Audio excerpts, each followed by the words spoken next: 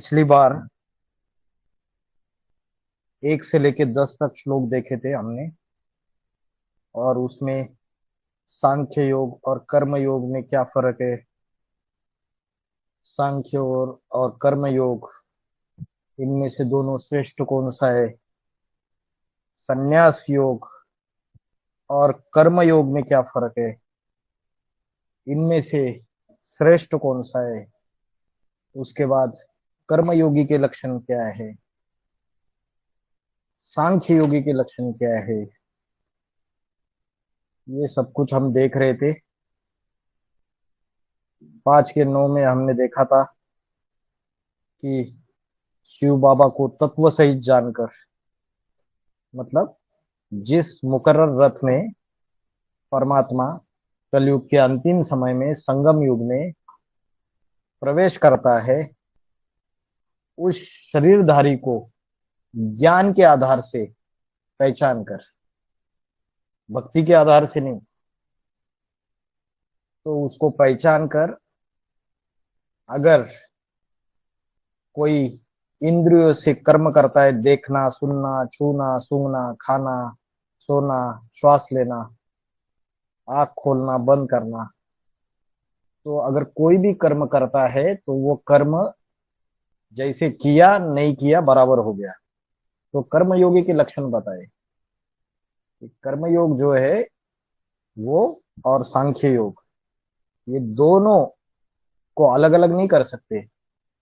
जो बाल बुद्धि है, बच्चा बुद्धि है, वो क्या समझते हैं, अरे मनन चिंतन मंथन वाला जो सांख्य योग है वो अलग चीज है और कर्म योग अलग चीज है।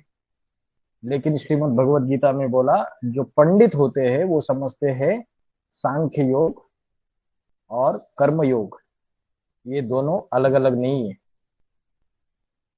दोनों में से किसी एक को भी आपने चुन लिया और उसको प्रैक्टिकल जीवन में धारण किया तो दोनों का फल प्राप्त हो सकता है, एक जैसा फल प्राप्त होगा। तो हमने ये देखा, फिर उसमें ये भी बताया कमल पुष्प समान जीवन, कर्मयोगी का और एक लक्षण बताया, आसक्ति को त्याग के कर्म करता है। जैसे कमल कीचड़ में रहते हुए पवित्र रहता है, उससे अटैच नहीं रहता है, वैसे जो गृहस्थी कार्य धंधा दूरी करते हुए, कर्म करते हुए, उससे कीचड़ की दुनिया में रहते हुए उससे परे रहने का जो अभ्यास है वो कर्मयोग का अभ्यास है। कोई बोले हम कर्मयोगी है तो वो चेक करे अपने आप को, क्या मैं गीता का 5वें अध्याय का 7वें श्लोक में बैठता हूँ या बैठती हूँ, क्या मैं 8वें श्लोक में बैठती हूँ, 9वें श्लोक में बैठती हूँ, 10वें श्लोक में बैठती हूँ। चेक करो अपने आप को। 7वें में बोला, चित्त से विशेष शुद्ध, चंचल मन बुद्धि द्वारा विजयी आत्मा। तो मन का बुद्धि बुद्धि द्वारा मन के ऊपर विजय धारण करने वाली आत्मा, जितेंद्रिय, हिंसक अहिंसक जो भी कर्म है, सारी इंद्रियों के ऊपर जिन्होंने जीत पाई है, आत्म भाव वाला व्यक्ति, कोई कर्म करते हुए भी उन अच्छे कर्म बुरे कर्मों से आसक्त नहीं होता है, उनसे बंधायमान नहीं होता है। ये 5 के 7वें में बताया। 5 के 8वें 9वें की बातें मैंने अभी आपको बताई। 5 के 10वें में कमल पुष्प समान जीवन की बात बताई। अभी आइए 5 का 11वां कंटिन्यूएशन है, इसलिए मैंने थोड़ा सा पीछे का बताया ताकि आपको समझ में आए कि हमारा क्या अभ्यास चल रहा है। क्योंकि हम अभी कर्मयोगी के, सांख्य योगी के लक्षण वो देख रहे हैं हम। तो 5 का 11वें में क्या बोला है, कायेन मनसा बुद्धिया कैवले इंद्रियो अपि। क्या बोला, कायेन मनसा। देखिए आप, शब्द इतने सहज शब्द है, किसी को संस्कृत सीखने की कोई जरूरत नहीं है। काया माना शरीर, बोलते हैं ना झूठी काया झूठी माया झूठा सब संसार। तो काया माना शरीर, मनसा माना मन, बुद्धि माना बुद्धि, तो केवलई इंद्रिये, अपि, जैसे हम बोलते ना केवल मैं बाबा से प्यार करता हूँ, केवल जो हिंदी का शब्द है उसको ही संस्कृत में बोला केवलई। कितना इजी है, सिर्फ और सिर्फ, केवल।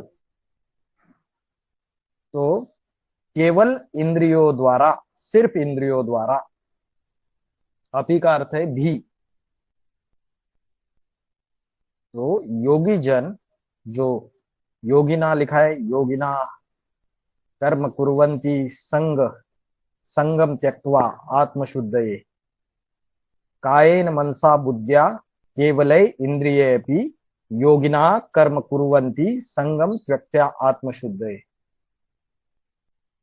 आपको, जिसको गीता में अभ्यास अच्छा है, वो अगर और उच्चार शुद्ध शुद्ध करना चाहते हैं, श्लोकों को कंठ करना चाहते हैं, तो जो वेबसाइट के अंदर या यूट्यूब चैनल के अंदर अनुराधा पौडवाल की आवाज में सिलेक्टेड श्लोक डाले हुए हैं, उसको सवेरे सवेरे आप घर में लगा सकते हो।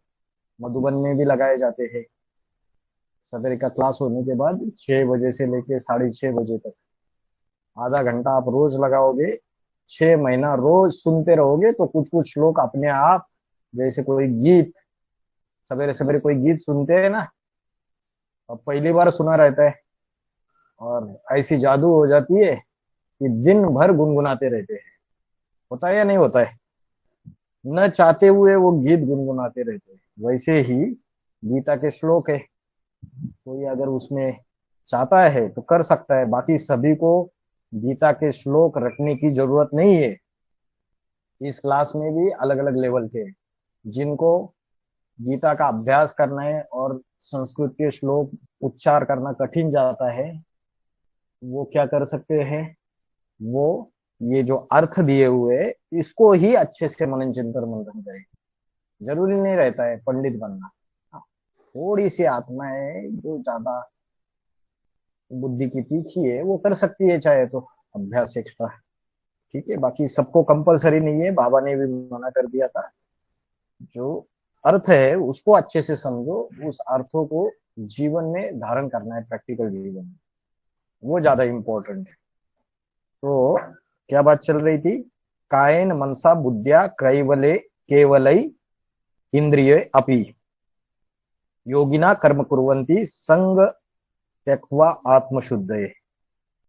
जो योगी जन है वो शरीर से, मन द्वारा, बुद्धि द्वारा, केवल इंद्रियों द्वारा भी आत्मशुद्धये, माना आत्मा की शुद्धि के लिए, संगम त्यक्त्वा, संग माना आसक्ति, परमात्मा का संग करना, संग माना आसक्ति। तो परमात्मा का संग तो आसक्ति नहीं है, वो तो विशुद्ध है।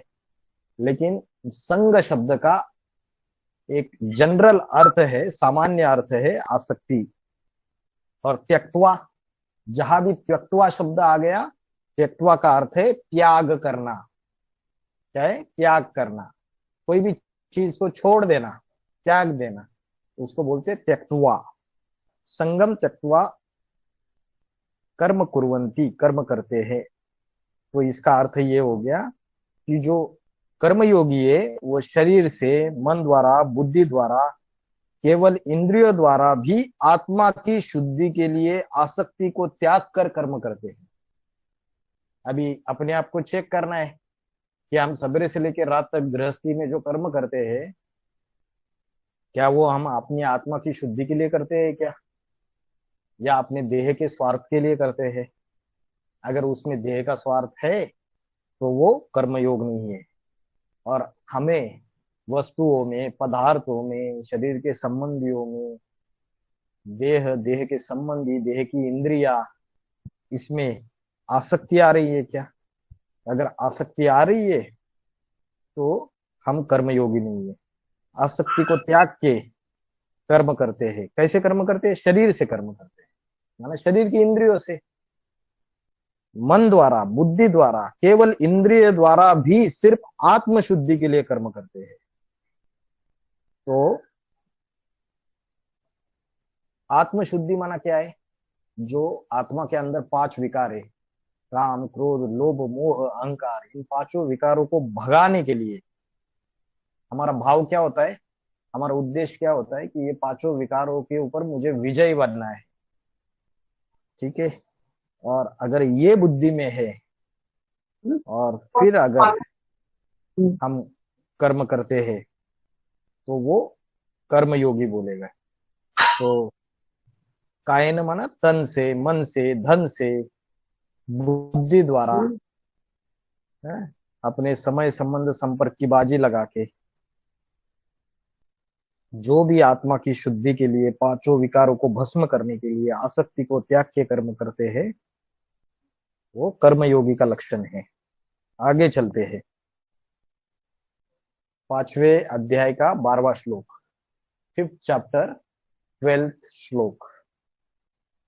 क्या बोला है? युक्ता कर्म फलम त्यक्त्वा शांति मापनोति नैष्टिकम, अयुक्ता कामकारेण फले सक्ता निबध्यते। अभी देखिए, बहुत इजी है संस्कृत भी। युक्त, युक्त माना कभी भी योगी के लिए युक्त शब्द संस्कृत में यूज होता है। जिसको हम हिंदी में योगी बोलते हैं उसके लिए शब्द यूज होता है युक्ता। और अयुक्ता, अयुक्ता माना जो योगी नहीं है। माना क्या हो गया? जो योगी नहीं है, अयोगी है, या जो परमात्मा की याद में रह के कर्म नहीं करता है, या जो भोगी है। तो योगी के विपरीत है अयोगी या भोगी। वैसे ही युक्ता और अयुक्ता। श्लोक बहुत अच्छा है, बहुत अच्छा श्लोक है, मेरा फेवरेट श्लोक है। युक्ता कर्म फलम त्यक्त्वा शांति मापनोति नैष्टिकम, अयुक्ता कामकारेण फले सक्तो निबध्यते। तो जो योगी है वो क्या करता है? कर्मों की जो फल है, कर्मों के द्वारा जो फल मिलने वाला है, उसकी आसक्ति को त्याग करता है। कौन से कर्म? बताइए, कौन से कर्मों के फलों की आसक्ति को त्याग करता है? जो कर्म अल्पकाल के लिए किए हुए हैं, चाहे वो यज्ञ के अंदर करो, चाहे गृहस्थ व्यवहार में करो। यज्ञ के अंदर कोई सेवा कर रहा है और उसके अंदर ये इच्छा रही पड़ी हुई है कि भैया मैं तो यज्ञ के अंदर, मुझे तो बहन जी जब भी सब्जी लाने के लिए भेजती है तो साइकिल की चाबी पकड़ा देती है,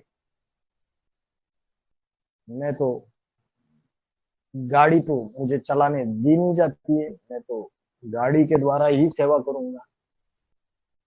तो उसमें आसक्ति, कर्म का ये फल मिलना चाहिए, ये अल्पकाल के फल की आसक्ति उसमें रख के वो कर्म कर रहे हैं।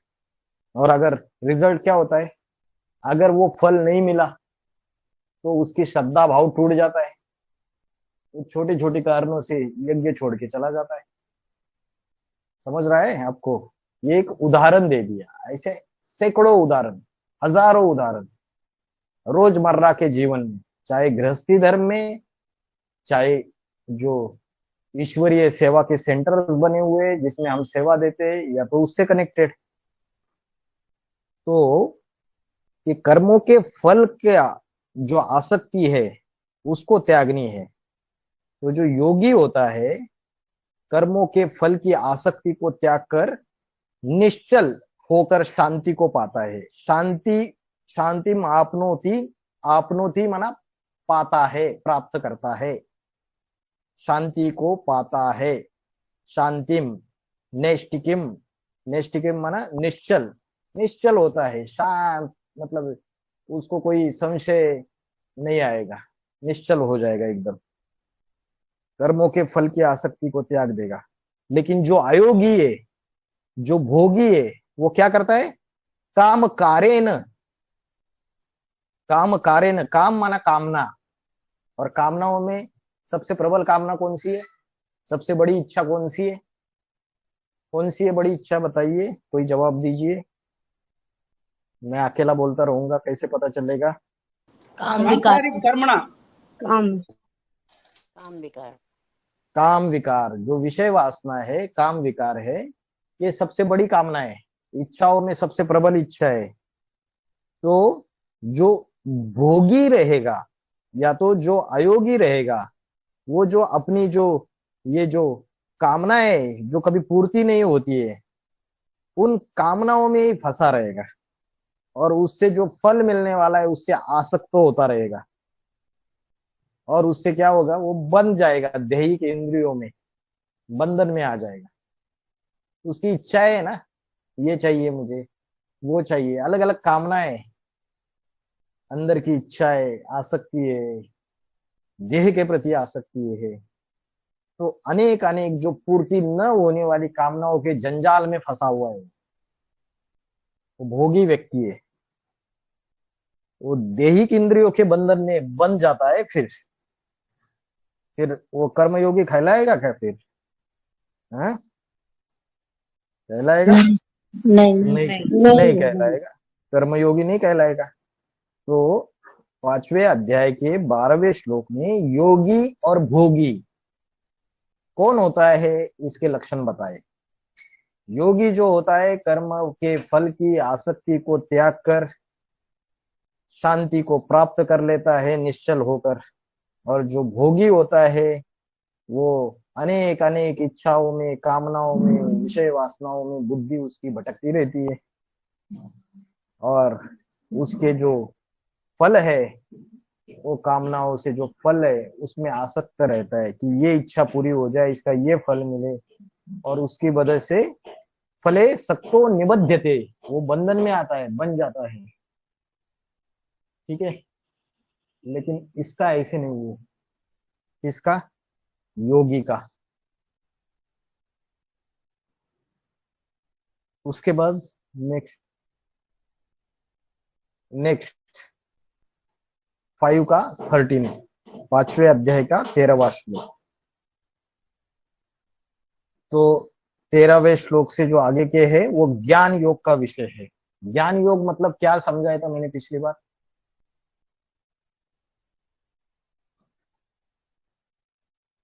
ज्ञान योग का अर्थ क्या समझाया था मैंने पिछली बार? और एक उसका ये बताया था मैंने, मीनिंग ज्ञान योग का।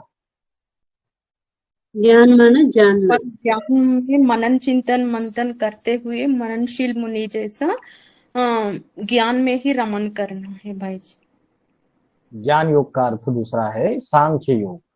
वही जो आपने बताया, मनन चिंतन मंथन करते हुए ज्ञान का विस्तार, ज्ञान की व्याख्या करना। ठीक है, तो ज्ञान योग यही सांख्य योग है। ठीक है, तो सांख्य योग और कर्म योग दोनों में समानता है। तो पांचवें अध्याय का जो 13वां श्लोक है, सर्व कर्माणि मनसा सन्न्यस्य आस्ते सुखम वशी।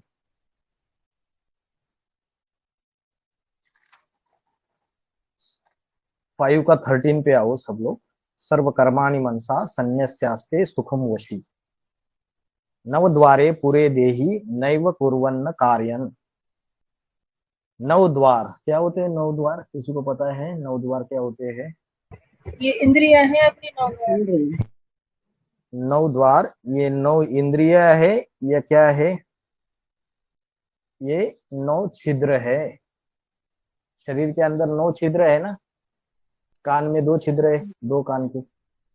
नाक के 2 छिद्र है। इधर मुख से एक छिद्र है। आंखों से भी छिद्र है। और नीचे जाइए, वहां भी छिद्र है। तो ये छिद्र है ना, ऐसे कितने द्वार है टोटल? 9 द्वार है। तो बाबा ने क्या बोला मुरली में कि जब कंचन काया बन जाएगी और संगम युगी स्वर्ग स्थापन हो जाएगा, आत्मा और शरीर दोनों की सदगति हो जाएगी, तो क्या होगा? 9 द्वारों से सुगंध निकलेगी। अभी क्या निकल रहा है 9 द्वारों से? दुर्गंध निकल रही है, नहीं निकल रही है? बताइए। दुर्गंध निकल रहा है। दुर्गंध निकल रही है, कान में से दुर्गंध निकलती है, नाक में से दुर्गंध निकलती है। तो ये जो 9 द्वार है वो दुर्गंध भी निकाल रहे हैं अभी। जब शरीर की कंचन काया बन जाएगी, आत्मा शरीर दोनों की सदगति हो जाएगी, तब ये 9 द्वार पूरी तरीके से पावन हो जाएंगे। इंद्रिया भी पावन हो जाएगी, ठीक है। तो इस श्लोक में क्या बोला है, सर्वकर्माणि मनसा संन्यस्यास्ते सुखम वशी। वशी माना जो मन बुद्धि को जो वश में करता है, माना क्या करता है, आत्मिक स्थिति में भ्रुकुटी के बीच में आत्मा का ध्यान करता है, स्थित रहता है। तो जो वशी मतलब जो आत्मिक स्थिति में स्थित रहता है, और देही का अर्थ होता है नवद्वारे पूरे देही, देही माना आत्मा। तो देह माना शरीर और देही माना आत्मा। तो आत्मा जो है भ्रुकुटी के बीच में स्थित होकर मन से सब कर्मों को संपूर्ण त्याग के, मनसा संन्यस्य मतलब मन से त्याग देना है सभी कर्मों को।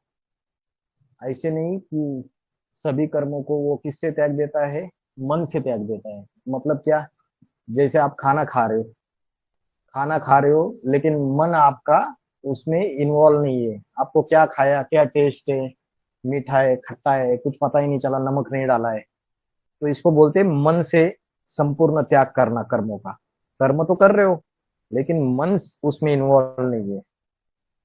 तो ये जो नौ द्वार वाले नौ द्वार वाले जो शरीर रूपी ये जो नगर है, इसमें कुछ न करता हुआ मन सहित ज्ञान या कर्मेंद्र द्वारा कराता हुआ सुखपूर्वक ही रहता है। कौन सुखपूर्वक रहता है, ये आत्मा।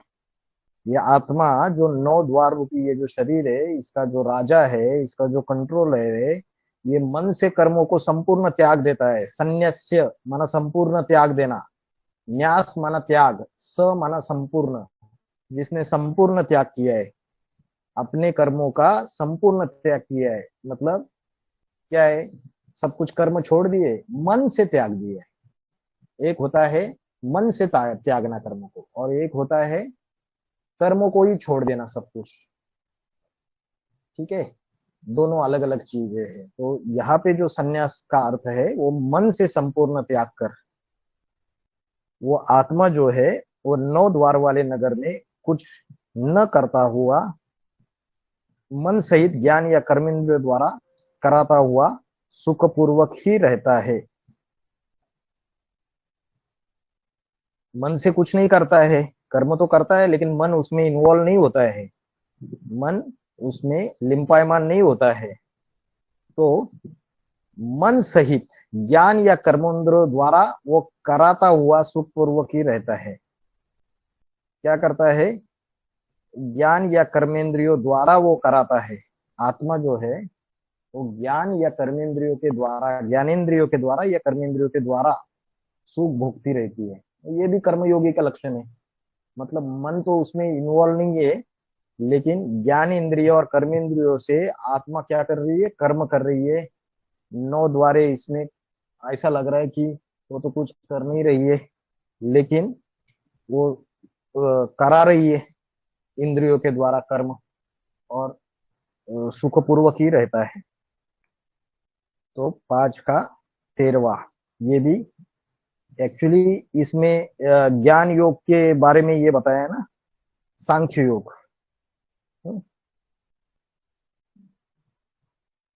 सांख्य योग के बारे में बताया, लेकिन ये वाला जो श्लोक है ये कर्म योग के लिए भी टैली होता है, क्योंकि मन से सब कर्मों को संपूर्ण त्याग कर ज्ञानेन्द्रियों और कर्मेंद्रियों द्वारा कराता हुआ सुखपूर्वक ही रहता है। कराना माना किसी के द्वारा। कौन कराता है, आत्मा कराती है। और किसके द्वारा कर्म करती है, ज्ञानेन्द्रिय और कर्मेंद्रिय के द्वारा। ठीक है।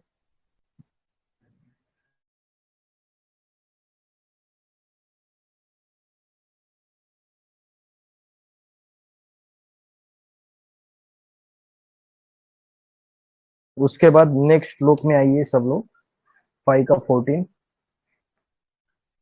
5 का 14। न कर्तृत्वम न कर्माणि लोकस्य सृजति प्रभुः, न कर्म फल संयोगम स्वभाव वस्तु प्रवर्तते। बहुत अच्छा श्लोक है। तो जो शिव है वो, उसने किसका देह लिया है, अर्जुन का शरीर रूपी रथ लिया है, या जो राम वाली आत्मा है उसका शरीर रूपी रथ लिया है, तो उसका खुद का देह तो है नहीं। तो बाबा ने बोला है मैं तो लोन पे लेता हूँ। तो वो उस देह के प्रति उसकी कोई आसक्ति नहीं है। तो बोला है न कर्तृत्वम, माना वो अकर्ता है, न कर्माणी,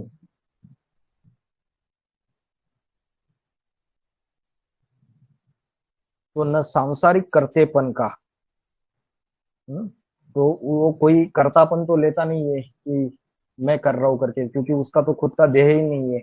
वो अकर्ता रह के उस देह के द्वारा ज्ञान देता है मुरलियों का, वो सिर्फ दिशा देता है। न कर्तृत्वम न कर्माणी, तो वो सांसारिक कर्तापन लेता ही नहीं है। जिस शरीर में प्रवेश करके ज्ञान देता है वो कर्तापन लेता नहीं है। न कर्मों का, वो अखूट ज्ञान का भंडार है। कैसा ज्ञान का भंडार है? अखूट ज्ञान का भंडार है, उसमें सारी सृष्टि का ज्ञान समाया हुआ है। तो वो वो ये भी नहीं बोलता है कि मेरी वजह से ये सृष्टि में कर्म हो रहे, या मेरी वजह से जिस शरीर में प्रवेश कर रहे हैं वो कर्म कर रहा है। मैं तो सिर्फ आके ज्ञान देता हूँ, ना मैं कर्तापन लेता हूँ, ना मेरे वजह से कोई कर्म हो रहे सृष्टि में। मैं तो सिर्फ दिशा बताता हूँ। न कर्म फल संयोग, मतलब कभी कभी हम सोचते हैं ना कि अरे ये कर्मों का ये फल मिला, आपका नसीब अच्छा था कि आपको ये चीज मिल गई, नहीं तो बड़े लोग आते, लाखों लोग आते, उनको मिलती नहीं है। आपका नसीब अच्छा था कि बाबा आपको मिल गए, बराबर आप आए उधर और बाबा मिले। तो ये जो कर्म फल का जो संयोग है, इसको भी भगवान ज्योतिषी जैसा नहीं बताता है। ये तो आपकी आत्मा में पार्ट ढूंढा हुआ है। आपकी आत्मा में जो रिकॉर्डिंग है अनेक जन्मों की, अगर आपका बाबा से मिलने का पार्ट है, उससे हिसाब किताब है, या दूसरे पार्टधारियों से, उच्च पार्टधारियों से मिलने का कनेक्शन है, तो वो कोई संयोगवश नहीं है, कोई आपका नसीब नहीं है, वो आपके आत्मा के अंदर नूंद है। और परमात्मा इन सारी चीजों का करता नहीं है। या हम बोलते हैं अरे भगवान ने किया, भगवान ने आपसे मिला है, तो भगवान बोलता है अरे मैं ना किसी को मिलाता हूँ, ना कर्म फल का कोई संयोग मेरे वजह से होता है आपका, ना मैं किसी चीज का करता हूँ, ना कर्म जो आप कर रहे हो, अच्छे कर्म कर रहे हो ये, या मेरी वजह से कर रहे हो। मैं तो सिर्फ आके ज्ञान दिया, बाकी आपको रास्ता तय करना है, क्या कर्म करने है क्या कर्म नहीं करने। तो परमात्मा इस सारी चीजों का सर्जक नहीं है। तो पुरुषोत्तम संगम युग का जो शूटिंग पीरियड है, उसमें भोगवादी प्राणी का जो स्वभाव है उसके अनुसार ही बराबर जो कर्म होते हैं उससे, या जो उसको चीजें प्राप्त होती है अनायास, ये उसके अपने अपने खुद के आत्मा के अंदर जो स्वभाव है उसका, या संस्कार है उसका, जन्म जन्मांतर उसके अंदर जो संस्कार भरा हुआ है, उसके अनुसार ही होता है ये सब कुछ। इसमें परमात्मा कुछ नहीं करता है, यही बताया है। तो ज्ञानी जो होगा, ज्ञान योगी जो होगा, वो इस बात को समझेगा कि भैया ये जो है ये परमात्मा करा रहा है, सॉरी परमात्मा नहीं कर रहा है, ये तो मेरे अपने कर्म है। कोई ट्रेन चल रही है, एक्सीडेंट हो गया, और ज्ञान में चलने वाला एक टीवी के वो बच गया, तो बोला भाई बाबा ने मेरे को बचा दिया। दो पीवी के बैठे हुए थे ट्रेन में, एक बोला कि भाई मैं कुछ नहीं करने वाला हूँ, मैं तो दूसरे, मैं कुछ नहीं करने वाला हूँ, बाबा मेरे को, मैं बाबा का बच्चा हूँ, बाबा मेरे को बचा देगा। और दूसरा पीवी के वो बोला नहीं नहीं नहीं नहीं, ऐसे नहीं है, मुझे हिम्मत करनी पड़ेगी, अपने आप उसके अनुसार ही होगा। तो उसने पूरा ट्राई किया, ट्रेन का जब एक्सीडेंट हुआ है उसने पूरा ट्राई किया बोगी से बाहर निकाल के अपने आप को बचाने का। तो ये जो ये जो बात है कि हम क्या करते हैं, भगवान के ऊपर डाल देते हैं। हाँ, हमने कुछ अच्छा किया तो भी बाबा के ऊपर डालना है हमारे। तो ये सारी चीजें तो ठीक है, परमात्मा को देना है, लेकिन प्रैक्टिकल में क्या है। और कभी कभी भगत बन जाते हैं हम, और आदत लग जाती है हमको। प्रैक्टिकल में आपको हिम्मत बच्चे मदद है बाप, आपको हिम्मत करनी है, तभी बाप दादा की मदद मिलती है। हम बोलेंगे भगवान करा देगा सब कुछ हो जाएगा, ऐसे नहीं होगा। ठीक है। उसके बाद उसके बाद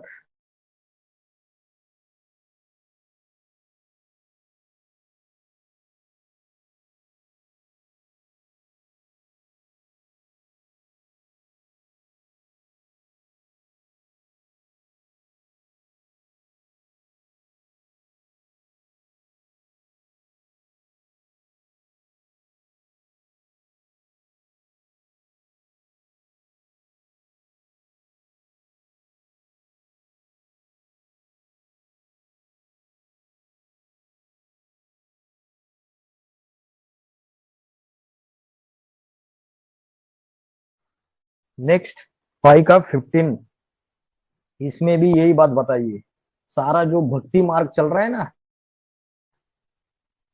ज्ञान में चलते हुए, उस भक्ति मार्ग को निकालना पड़ेगा। क्योंकि 5 के 14 में चातुर्वर्ण माया सृष्टम गुण कर्म विभाग, जो 4 वर्ण है, ब्राह्मण क्षत्रिय वैश्य शूद्र, ये गुण और कर्मों के अनुसार संगम युग में शूटिंग होता है। ऐसा नहीं कि कोई भगवान करता है, भगवान ने इसको ऐसा बना दिया, उसको ये उच्च पद दे दिया, दूसरे को कम पद दे दिया, भगवान नहीं कुछ करता है। आपको सिर्फ ज्ञान देता है, ज्ञान के अनुसार आप कर्म करो, पुरुषार्थ करो। आपका वो ना करता है, वो अकर्ता है, ना आपको कोई जो अनायास चीज कोई संयोग वश प्राप्त होती है उसका भी करता नहीं है वो। ठीक है। तो 5 का 15, ना दत्ते कस्यचित पापम न चैव सुकृतम विभुआ अज्ञानम आवृतम ज्ञानम तेन मुह्यंति जंतवा। ये श्लोक भी ऐसा ही है। हम क्या बोलते हैं भक्ति मार्ग में कि दुख हरता और सुख करता, बोलते हैं ना, भगवान मेरे सारे पाप ले ले, भगवान सारे पाप ले लेगा और भगवान मुझे पापों से छुड़ा देगा, और वो सुख करता है, मेरा दुख हरता है। हाँ? पापों से छुड़ा देगा मतलब दुख हर लेगा ना, सुख करता दुख हरता बोल लेते। तो गीता बोलती है जो ज्ञानी रहेगा ना, बहुत ज्ञान योग वाला, सांख्य योग वाला गहरा ज्ञानी, उसको पता चलेगा भगवान तो आके से ज्ञान देता है, वो ना किसी के पाप को और ना किसी के पुण्य को ही लेता है। वो अनासक्त है, जिस शरीर में प्रवेश करता है वो शरीर भी उसका नहीं है। तो किसी के ना पाप को लेता है और ना पुण्य को लेता है। आप खुद ही आत्मिक स्थिति धारण करते हो, मन बुद्धि को एकाग्र करते हो, सूक्ष्म करते हो, वो जो पावरफुल है उसको याद करते हो, उससे आपकी मन बुद्धि और सूक्ष्म हो जाती है, जिससे आपको पावर मिलती है।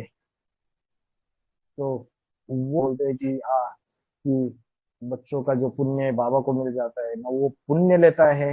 हाँ, शरीरधारी को मिल सकता है जिस शरीर में आता है, जो राम और कृष्ण वाली आत्मा है। लेकिन जो शिव है, जो गीता ज्ञान दाता है, उसकी उसकी बात नहीं है ये।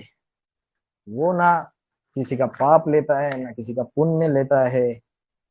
जैसे कोई बीमार पड़ गया तो सब लोग याद में बैठ जाते हैं ना, बाबा ने बोला है कि सूर्य और चंद्र को भी ग्रहण लगा हुआ है। तो राम कृष्ण वाली आत्माओं की बात है ये सारी।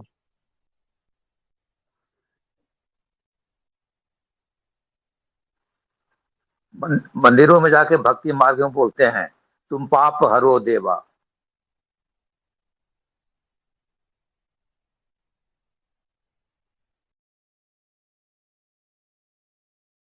दोबारा से समझाइए भाई जी ये वाला श्लोक। हाँ, क्या बोल रहे हैं भाई जी, बोलिए। मंदिरों में जाके बोलते हैं स्वामी पाप, तुम पाप हरो देवा, ये गीत गाते हैं। हाँ, बोलते किसको बोलते हैं? शिव को बोलते हैं या जो साकार शरीरधारी है उसको बोलते हैं? मुक्तिदाता, जीवन मुक्तिदाता शिव है, या जिस शरीर में प्रवेश करता है वो मुक्ति जीवन मुक्तिदाता बनता है? ये बहुत गहराई बात मुक्तिदाता बोल तो रहे हैं। शिव शिव सिर्फ आके संगम युग में ज्ञान देने का कार्य करता है। वो ना बाबा ने बोला है वो तो क्या है, उसको बोला कि बेताज बादशाह, वो ना राजा ही लेता है ना कुछ लेता है, वो तो संगम युग में बच्चों को पता चलता है कि शिव आया निराकार, उसने प्रवेश किया। दुनिया इस सारी चीजों को, गहरे ज्ञान को समझेगी? दुनिया तो सिर्फ इतना ही देखेगी कि ये साकार शरीरधारी है बाबा, और इनके द्वारा सारी दुनिया की मुक्ति, जीवन मुक्ति हो रही है विनाश के समय। तो जो एक्चुअल में मुक्ति, जीवन मुक्ति देने वाला है, पापों को हराने वाला है, जो दुखों को हराने वाला है, हाँ, वो साकार जो पाड़धारी है, और वो भी क्या, सभी के दुखों को हरा देते हैं नंबरवार। पहले पहले सूर्यवंशी बच्चों का वो उद्धार करेगा, कृष्ण वाले आत्मा है तो चंद्रवंशी बच्चों का उद्धार करेगा, अपने अपने कुल का उद्धार करेगा। ठीक है, तो भक्ति मार्ग में जो भी गायन है, ये गायन उसको गहराई में गीता ज्ञान दाता तो शिव है। शिव ना पुण्य लेता है किसी से, ना वो किसी से पाप को ग्रहण करता है, ना वो कर्तापन लेता है कि मैंने ये सब कुछ किया जिसकी वजह से आपको ऐसे मिला, जिसकी वजह से आपको ये उच्च पद मिला, आप अष्टदेव में आ गए, आप 108 की माला में आ गए, आप राजा बन गए। वो अकूट ज्ञान का भंडार है, उसका काम है सिर्फ ज्ञान देना सृष्टि पे आके। उसके अंदर वो पार्ट भरा हुआ है, वो देह भी उसका नहीं है, उसको उस देह के प्रति आसक्ति नहीं, तो दूसरों से क्या लेना देना उसको। वो तो बोलता है मैं लोन पे लेता हूँ सिर्फ ज्ञान देने के लिए, मेरा काम हो गया। जब वो बाप समान बन गया, और जो पक्के 12 सूर्यवंशी है वो भी बाप समान बन गए, अष्टदेव बन गए, बस उसका काम हो गया। फिर मल्टीप्लीकेशन होती रहेगी, अष्टदेव 108 को बनाएंगे, 108 1000 को बनाएंगे, 1000 16000 108 को बनाएंगे। हाँ, लेकिन अपने को अहंकार ना आए, मैंपन ना आए, तो हम क्या करते, सारा बाबा के ऊपर डालना है। लेकिन अंदर से जो ज्ञानी रहेगा, जो मैंने ट्रेन का एग्जांपल दिया, वो ट्रेन का एग्जांपल अगर सुनना है तो वार्तालाप नंबर 38 सुनिए। वार्तालाप number 38, part 1, part 2, part 3 discussion है एक भाई के साथ, उसमें सारा खोल के बताया हुआ है। ये ट्रेन वाला एग्जांपल भी दिया है, सुन लेना बाबा के मुख से। ठीक है, समझ में आया आपको क्या बोल रहा हूँ? हाँ जी भाई जी, सुन लिया। एक बार क्या हो गया, हाँ जी। एक बार क्या हो गया, जैसे हम ज्ञान में चलते हैं, हमारे अंदर भक्ति भावना रहती है परमात्मा के प्रति, तो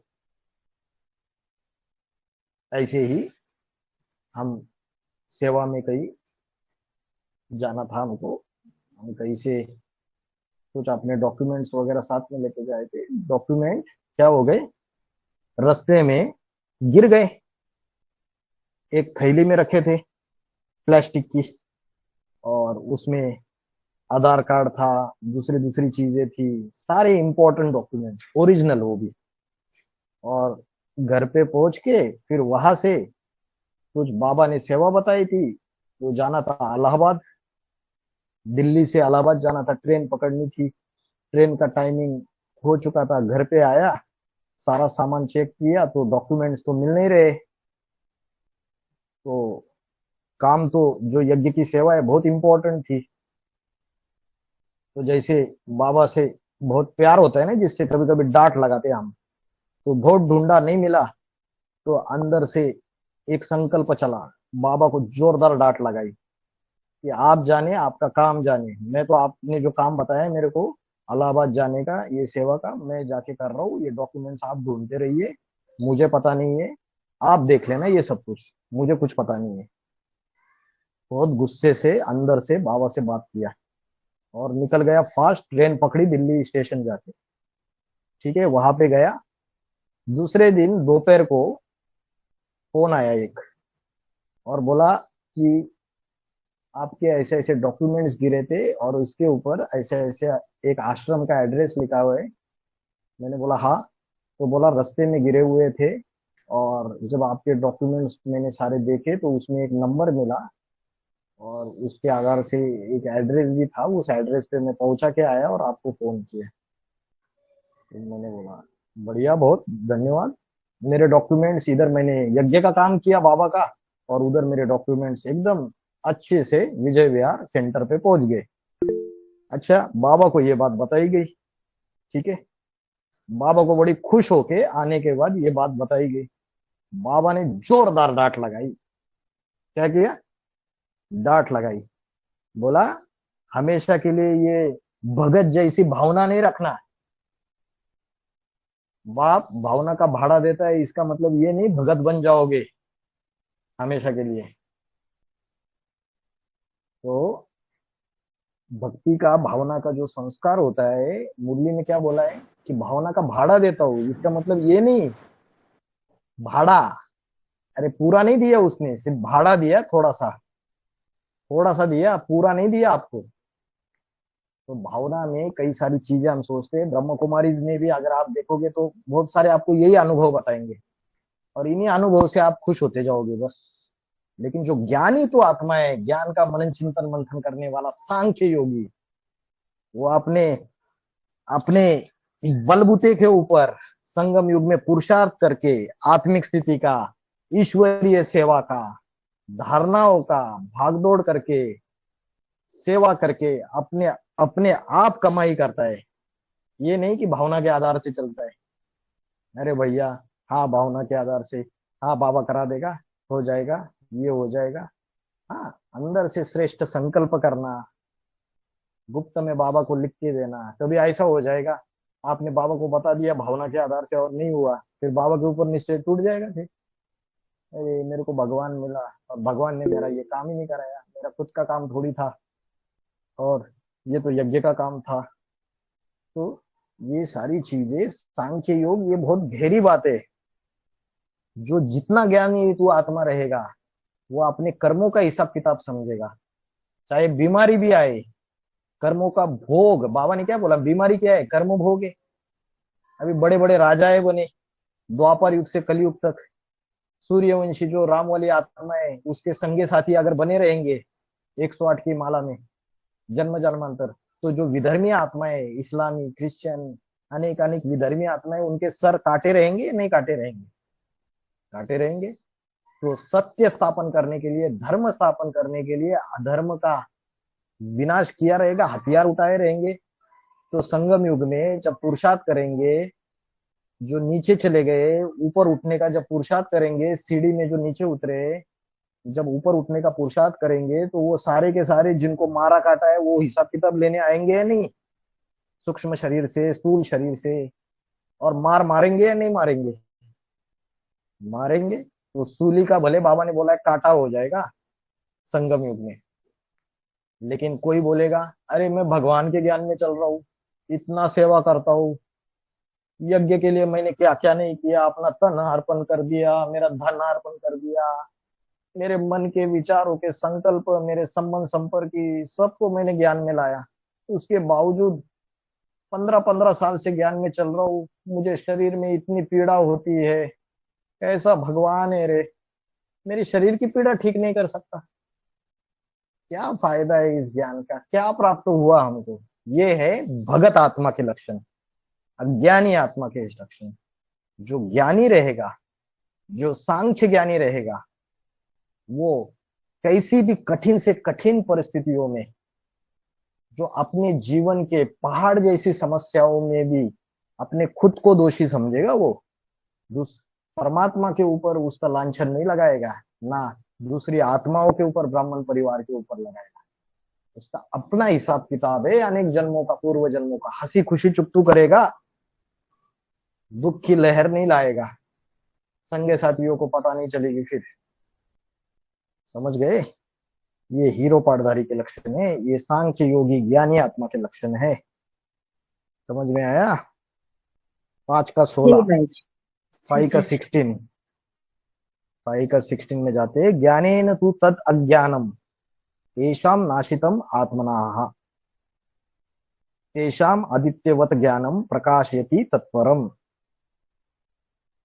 तो क्या बोला? ज्ञानेन तु तत् अज्ञानम तेषां नाशितम आत्मना। तो ये जो अज्ञान है, ये क्या हो जाता है? नष्ट हो जाता है। नाशितम माना नष्ट हो गया। किससे? ये जो ज्ञान है, कौन सा ज्ञान? जो परमात्मा एक व्यापी है, अति साधारण मनुष्य शरीर में आया है, ये जब ज्ञान बुद्धि में बैठता है तो जो हमारा अज्ञान था बुद्धि में, जो द्वापर युग से कलयुग, जब से शंकराचार्य आए, उन्होंने संन्यास धर्म स्थापन किया आज से 1500 साल पहले, तो क्या अज्ञान आया? आत्मा सो परमात्मा, भगवान सर्वव्यापी है, भगवान कण कण व्यापक है। तो जब एक व्यापी का ज्ञान मिला पुरुषोत्तम संगम युग में, तो वो जो अज्ञान है सर्वव्यापी वाला, वो क्या हो गया? नष्ट हो गया। ज्ञानेन तु तत् अज्ञानम येषाम नाशितम आत्मनाहा। तो आत्मा के अंदर का जो परमात्मा सर्वव्यापी है, कण कण में व्यापक है, 33 करोड़ देवी देवताओं में परमात्मा के 24 अवतार है, आज इसको याद करो, कल उसकी भक्ति करो, परसों लक्ष्मी माता, उसके बाद शुक्रवार को संतोषी माता, शनिवार को शनिदेव, अलग अलग देवी देवताओं की जो भक्ति करने की जो धक्के खा रहे थे, उन धक्कों से छूट गए, वो अज्ञान नष्ट हो गया। तो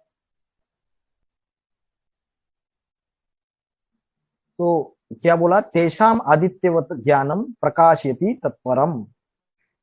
तो उनका वह जो ज्ञान है, जो कौन सा ज्ञान है? जो अव्यभिचारी गीता ज्ञान है कि परमात्मा एक व्यापी होके इस सृष्टि पे कलयुग को बदल के सतयुग में परिवर्तन करता है।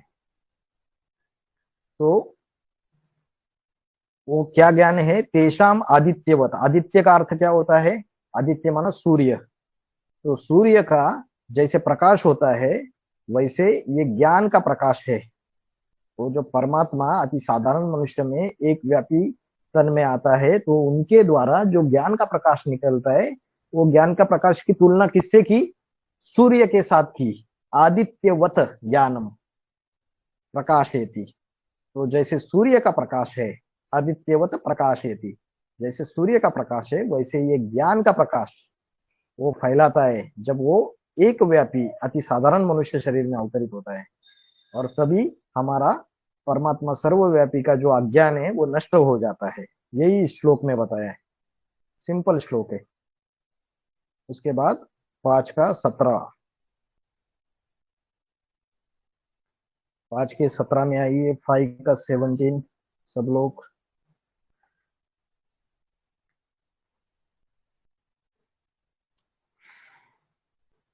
तद बुद्ध्वै तदात्माना तन्निष्ठा तत्परायणः। क्या बोला है? तद बुद्धै तदात्मानः तन्निष्ठा तत्परायणः ज्ञान निर्धुत कल्मषा अपुनरावृत्तिम गच्छन्ति। अभी इसमें इंपॉर्टेंट है ज्ञान निर्धुत कल्मषा।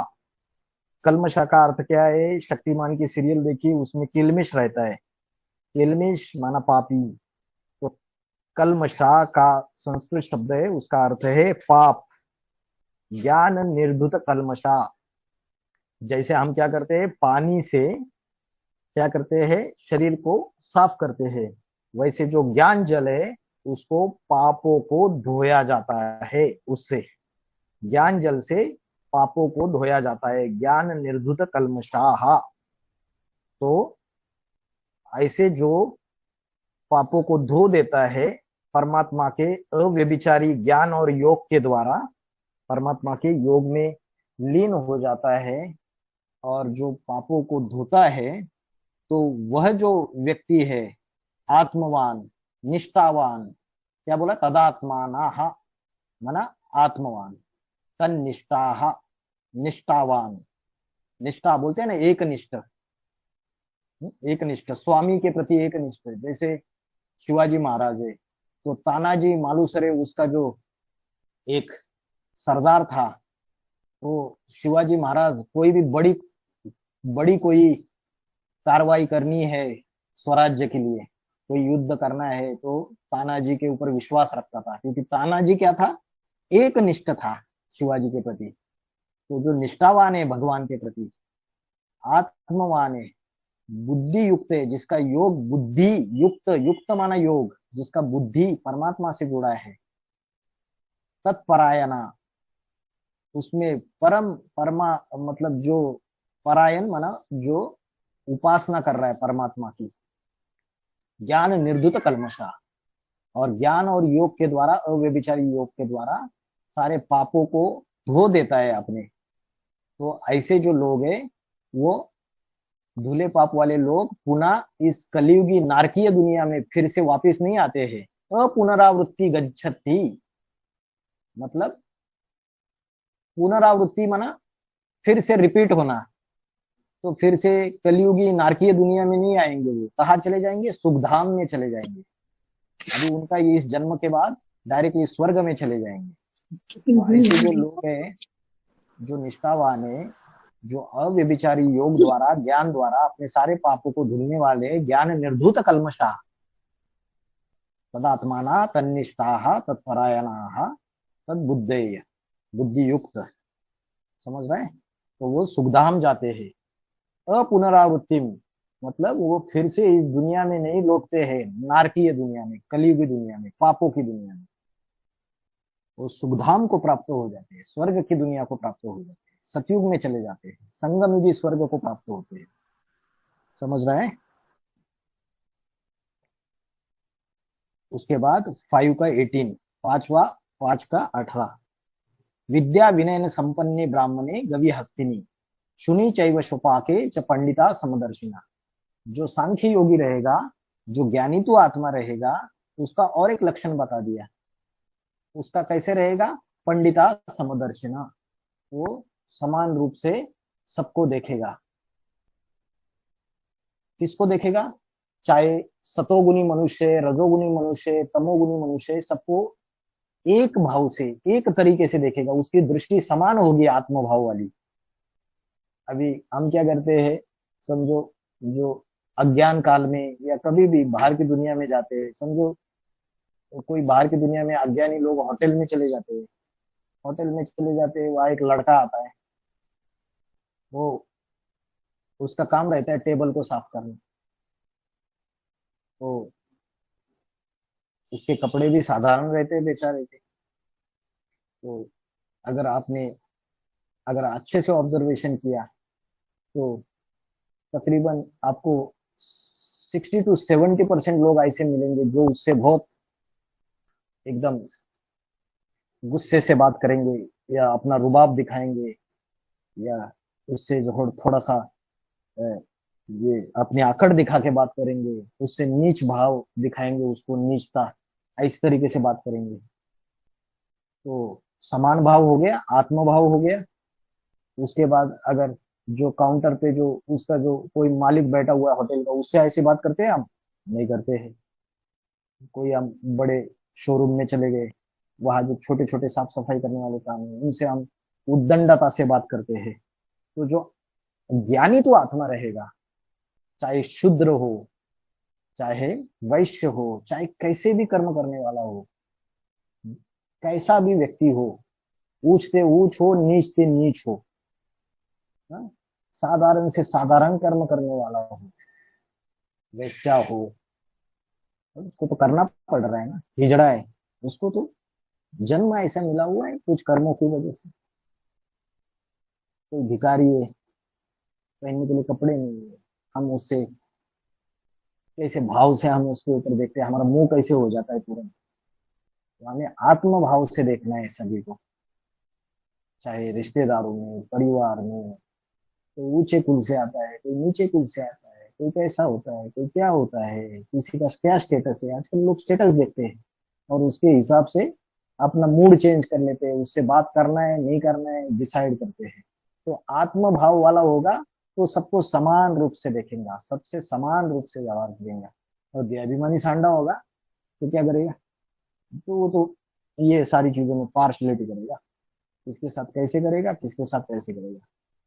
तो जो पंडित होगा वो क्या करता है? विद्या विनय संपन्न ब्राह्मण, जो ज्ञानी ब्राह्मण है, ब्राह्मण तो श्रेष्ठ होता है समाज में, जो 4 वर्ण बनाए, ब्राह्मण, क्षत्रिय, वैश्य, शूद्र, उसमें ब्राह्मण सबसे ऊंचा वर्ण है। तो उस ब्राह्मण जो सतोगुणी ब्राह्मण है, श्रेष्ठ आचार, श्रेष्ठ विचार, आचार विचार और क्या, आचार विचार भी श्रेष्ठ, मनसा भी श्रेष्ठ, विचार माना ही मनसा हो गई, कर्मना भी श्रेष्ठ, व्यवहार व्यवहार, खान पान भी श्रेष्ठ है, भोजन भी श्रेष्ठ पवित्र ब्राह्मण का।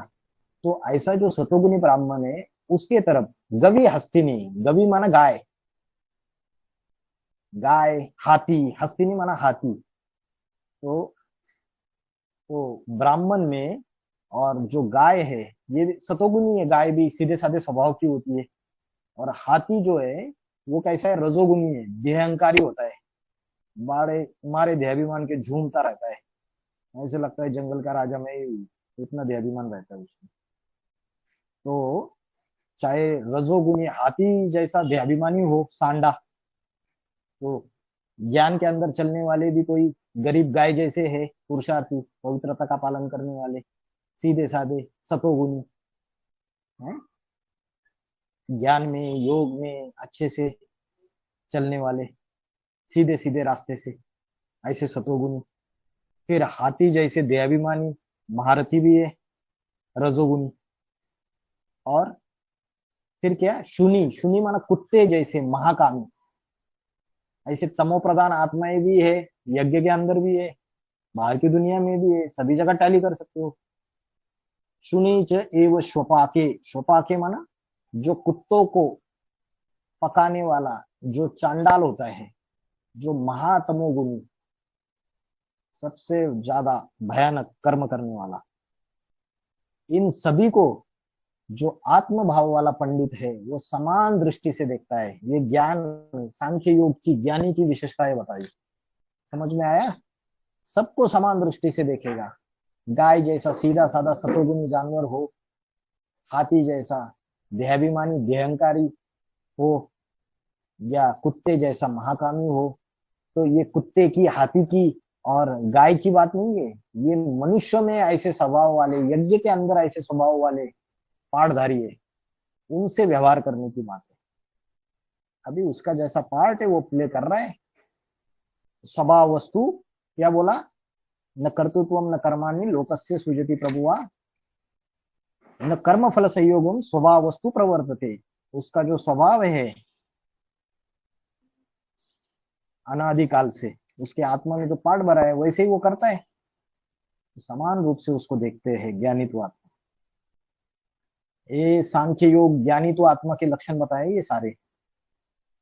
फिर 5 का 19, 5 का 19, इहेव तैर्जित सर्गो येषां साम्ये स्थितम मनः निर्दोषम ही समम ब्रह्म तस्मात् ब्रह्मणि ते स्थितः। जिसका मन समानता में स्थित है ना, सबके प्रति समान भाव है। क्या बोला, येषां साम्ये स्थितम मनः, जिसका मन समान भाव में स्थित है सभी के प्रति। तो ऐसा करने से क्या होगा, क्या परिणाम होगा या क्या फायदा होगा? तो बोला है निर्दोषम ही समम ब्रह्म तस्मात् ब्रह्मणि ते स्थितः। उन्होंने क्या किया है, उन्होंने यह दुग्धाम में ही सारे हिंसक संसार को जीता है। यह व तैर्जित सर्गो, सर्गो माना सारे, पूरे, संपूर्ण, जीता माना जीतना। और ये जो संसार है पूरी, ये जो हिंसक संसार है, ब्राह्मणों की दुनिया भी हिंसक है। तो जो ज्ञानी आत्मा रहेगा, जो योगी आत्मा रहेगा, जो ज्ञान योग में सांख्य योगी रहेगा, जो मनन चिंतन मंथन करने वाला, उसने तो जीता है, उसके लिए कुछ भी नहीं, उसके लिए तो बना बनाया ड्रामा है, वो तो साक्षी भाव से देख रहा है। समझ में आ रहा है? तो उसने जैसे इस सारे संसार को जीत लिया। निर्दोषम ही समम ब्रह्म तस्मात् ब्रह्मणि ते स्थिता, क्योंकि जो परब्रह्म है वो निर्दोष और समान है। जो परब्रह्म का पाठधारी है, जो बाबा, वो क्या है, परम ब्रह्म का पाठधारी है। उसके ऊपर कोई दोष लगता है वो तो निर्दोष है।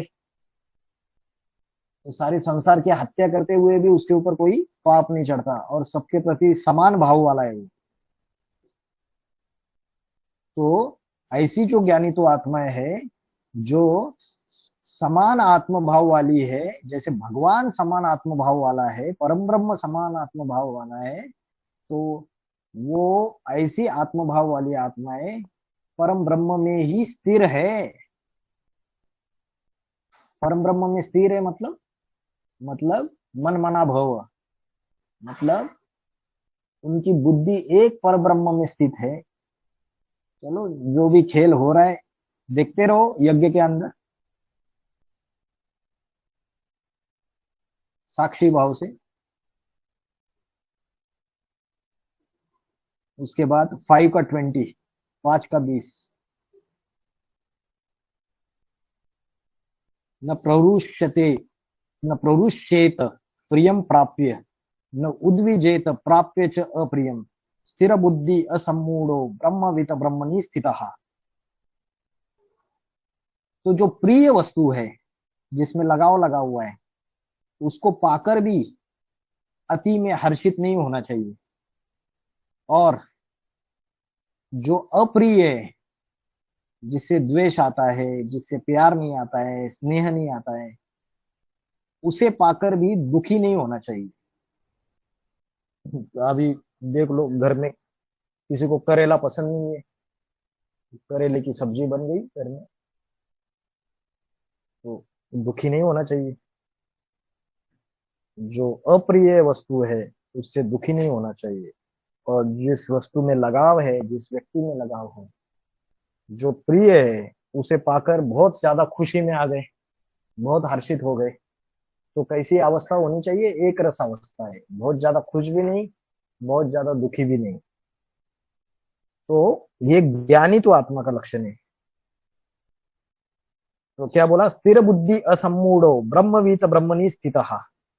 वो ऐसा व्यक्ति कैसा है? स्थिर बुद्धि है, जो प्रिय व्यक्ति या वस्तु को पाकर भी अति में हर्षित नहीं होता है, और जो अप्रिय व्यक्ति या वस्तु को प्राप्त करके भी बहुत दुखी नहीं होता है, वो स्थिर बुद्धि है।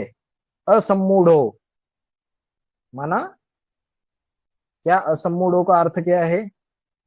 माना वो मूढ़, मूढ़ माना मोह में, मोह जिसको लगा हुआ है, जो मोह से परे है, असम्मूढ़ा अनासक्त, ब्रह्मवीत ब्रह्मणि स्थितः। तो वो भी क्या है? उस पर ब्रह्म में ही स्थित है, मतलब उसकी मन बुद्धि उसी में लगी हुई है। वो इन सारी चीजों का भेदभाव नहीं देखता है। वो चाहे प्रिय वस्तु हो, अप्रिय वस्तु हो, मिले न मिले, जो भी है समान स्थिति में स्थिर बुद्धि असम्मूढ़ो ब्रह्मवीत ब्रह्मणि स्थितः। ठीक है, तो ये आपका 5 का 20 भी हो गया।